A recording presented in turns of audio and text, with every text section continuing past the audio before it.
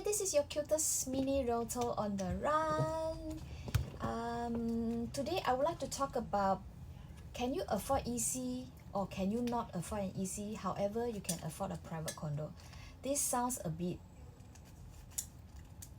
unreal. Okay, so let's say today you want to buy a 3-bedder new launch with a budget of 2 million, or buying a 3-bedder. Okay, let's talk about new launch because I wanted to actually introduce one upcoming new launch, but that's set aside. Okay, most people would think with a $2 million to buy a 3-bedder, what will you think of? You will think of buying an EC because EC is cheaper in PSF and confirm easier to afford, right? But what if I tell you, you might not be even able to afford buying an EC, however, you may be able to afford a private condo instead.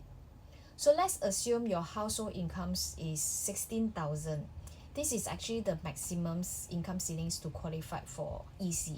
So same buyer, same income, same $2 million budget, same type, 3-bedder. So now here is what things get really interesting. When you buy an EC, your loan actually is restricted by 2 rules. So number 1 is the MSR, that is only 30% of income can go to housing. The second one will be the TDSR, that will be the maximum 55% for all debts. But for private condo, that will be only TDSR will be applied. So this is the killer difference. For EC, you must pass both. As for private, only one harder. Because EC is still treated like the public housing in the first 10 years, and MSR is a real bottleneck. It caps your loan way lower. So what happened in real life? At 16,000 income, EC loan probably can only give you like 1.1 million, 1.005 million. Okay, 1.005 million, meaning you need actually about 1.07 million cash or CPF upfront. That is your outlay, okay, cash outlay. That means you need to pay for your down payment as well as the buyer stamp duty.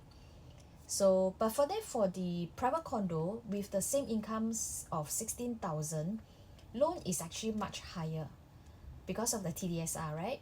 Only TDSR.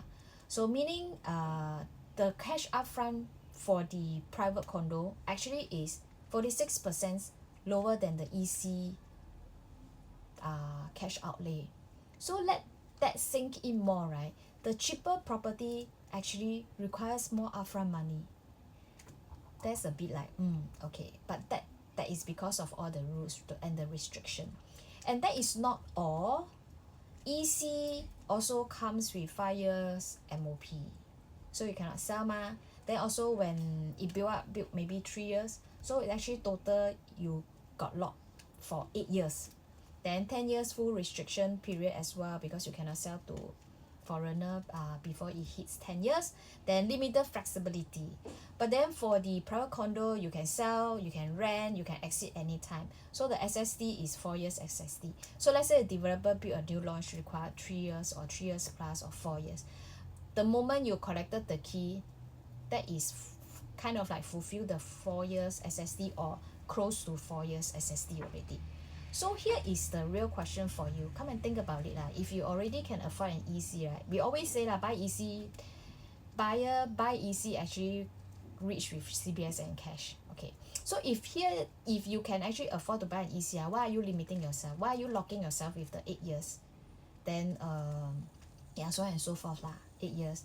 Okay, so because in today's market, they actually still have 3-bedder, private condo, under 2 million.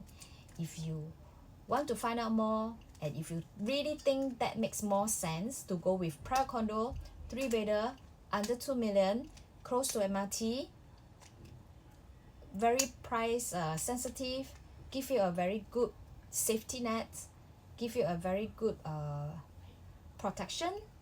If you want to know where, drop me a message and I'll show you what are the current best buys. Cheers!